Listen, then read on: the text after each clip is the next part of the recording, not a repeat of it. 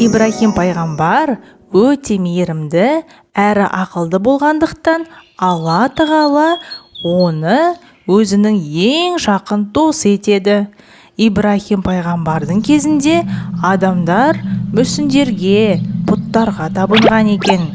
Ибрахим адамдарға пұттардың көре алмайтынын, естімейтінін айтса да, адамдар ашуланып, оны тыңдамайтын. Бірде адамдар қала сыртына шығып кетеді. Сол кезде Ибрахим пайғамбар балтасын қолына алып, пұттарды, әлгі тас мүсіндерді қиратып тастайды. Бірақ олардың ең үлкен пұтына тиіспейді. Адамдар қалаға қайтып келсе, үлкен пұттан басқасының барлығы қирап, сынып жатқанын көреді. Олар ашуланып, Ибрахим пайғамбарды өлтіреміз дейді. Олар өте үлкен от жағып, Ибрахим пайғамбарды отқа лақтырады.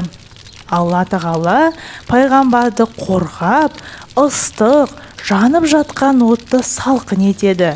Сонда Ибрахим пайғамбар отқа жанбайды.